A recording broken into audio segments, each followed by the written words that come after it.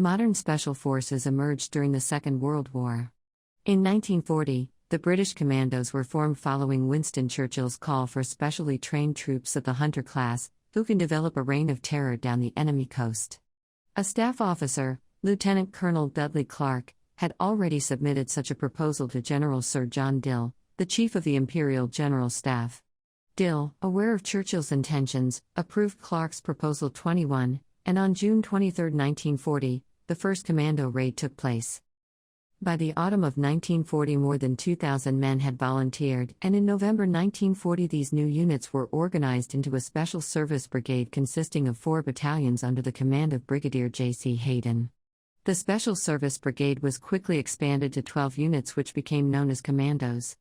Each commando had a lieutenant colonel as the commanding officer and numbered around 450 men, divided into 75-man troops that were further divided into 15-man sections.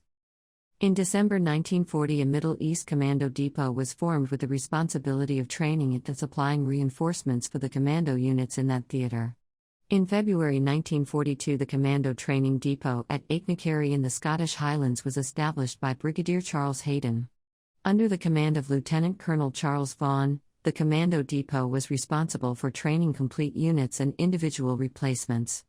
The training regime was for the time innovative and physically demanding, and far in advance of normal British Army training.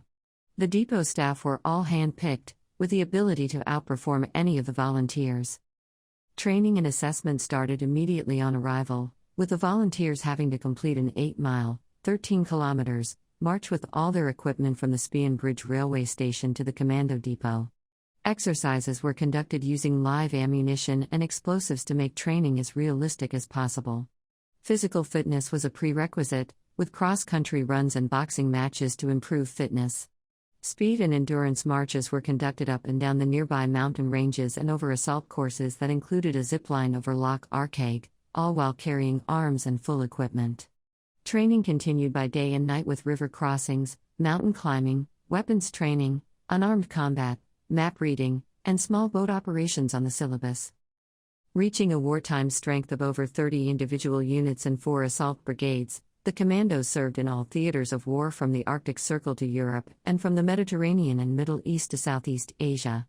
Their operations ranged from small groups of men landing from the sea or by parachute to a brigade of assault troops spearheading the Allied invasions of Europe and Asia.